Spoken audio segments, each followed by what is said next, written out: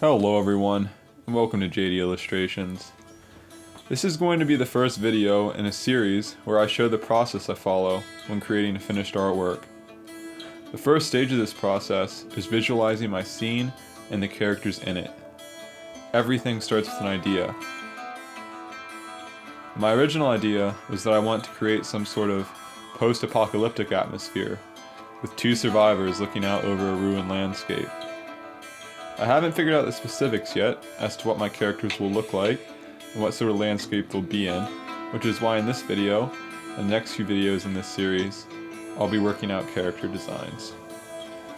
The first stage of this design process is just sketching out these little thumbnails to figure out the feeling I'm going for and to get a sense of my options.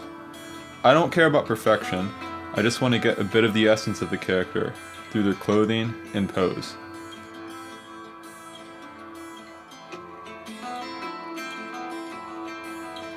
My characters are inspired by looking at the closest real-world equivalents to an apocalypse survivor.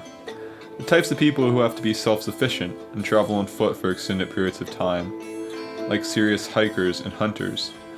I also looked at various paramilitary and insurgent groups, but I found them to be less applicable, as they usually don't carry much supplies and are part of a large group.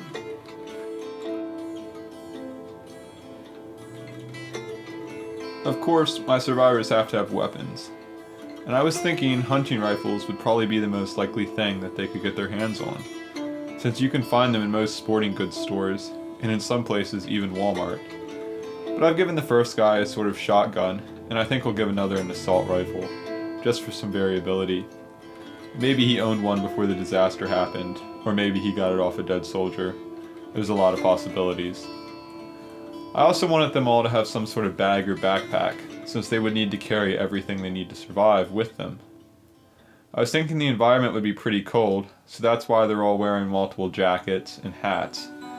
For reference, I was just looking at the clothing and backpacks I have around my house, because I want to give the impression that these are just everyday people who survived and scavenged what they could find, not well outfitted and prepared soldiers or preppers.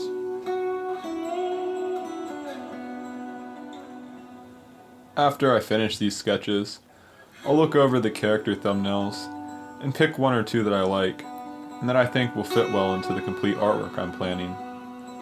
Then I'll do a more detailed character study and color of the characters that I picked. That will be in part 2 of this series, which will be coming out in the next few days. If you enjoyed this video, please subscribe. Thanks for watching, and I'll see you next time.